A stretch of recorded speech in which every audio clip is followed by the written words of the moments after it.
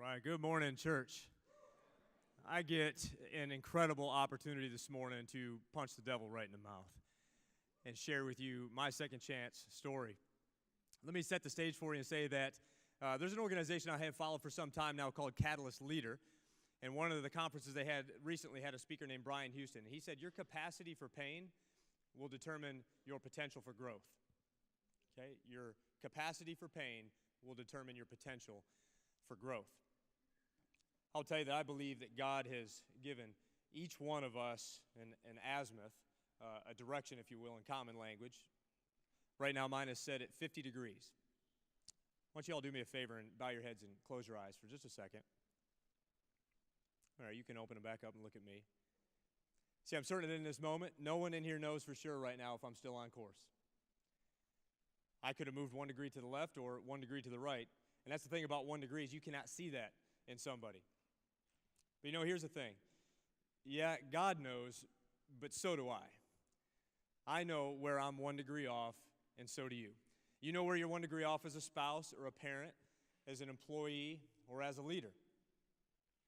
As a matter of fact, if you were to travel just 100 meters, 1 degree off, you'd be 17 meters off from where you intended to be. Now, if you're a Marine or a sailor in the house this morning who's been on a land navigation course in the deep, dark jungles of North Carolina hunting for that ammunition can on top of an engineer stake, you know the feeling of being lost, searching because you're not where you're supposed to be. As a matter of fact, the longer you travel 1 degree off, the further away you'll become from where God called you to be. And it was, matter of fact, actually, if you were to fly from LaGuardia Airport to LAX 1 degree off, you would land and be 40 miles away from where you intended to be. And it was 3 years ago, this past Easter, that an unaddressed 1 degree off in my life almost destroyed me. I was a Marine Sergeant Major at the time, a Christ-centered leader that was really on mission to provide for my guys in a way that they'd never seen before. But what I failed to do in paying so much attention to them was to pay attention to my own stuff, and thus I did not ensure that my published photograph and biography were accurate. What I didn't do is I didn't make sure that all the ribbon racks that I had in the tackle box were upkept. Some of them would be missing a ribbon or a star or two, but on one ribbon rack, on one ribbon, there was one too many stars. And it was that unaddressed 1 degree off in my life that really I can just kind of summarize and categorize as saying it was just reckless living. That was all the enemy needed to step into my life and publicly embarrass and humiliate me, with my name and picture all over social media and on the front page of every Marine Times paper and every PX all over the world, and people rising up that didn't even know me, that were taking this opportunity to try to further discredit everything that God had built in and through me up to that point. Everybody was picking a side. I was on suicide watch. This Marine Sergeant Major who 1 minute had colonels and general officers having conversations about who I might work for in a couple of years was now a long way off from where I intended to be.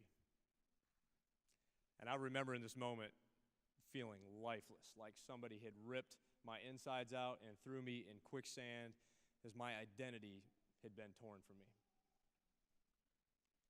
So while everyone was picking a side in this, one woman from our church, who actually was in my life group at the time, Miss Amy Mayberry, she chose Jesus.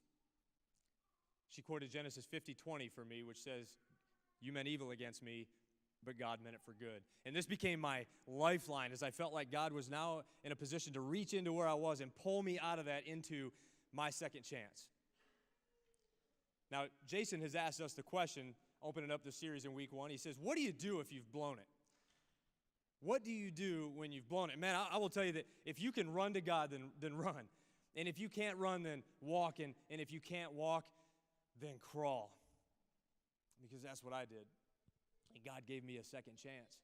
And my second chance actually was a call to full-time ministry out of this. And it's interesting then that my second chance was actually found in the second half of Genesis 50:20, which says that you meant evil against me, God meant it for good, to bring it about that everyone, or that many people rather, should be kept alive. Now my passion is not the pursuit of some position, but a commitment to a calling. And I love then that what Psalm 119 71 says that it is good for me that I was afflicted. So however you came to church today, hurting for something that you have done, be thankful. Because what we have is a pastor whose capacity for pain allows him to be positioned right here for us almost every weekend of the year. And he draws our attention to Jesus Christ, whose capacity for pain in his own right gives us this incredible opportunity to have access to the Father and an opportunity to grow from a second chance. So come on, church. Who's next?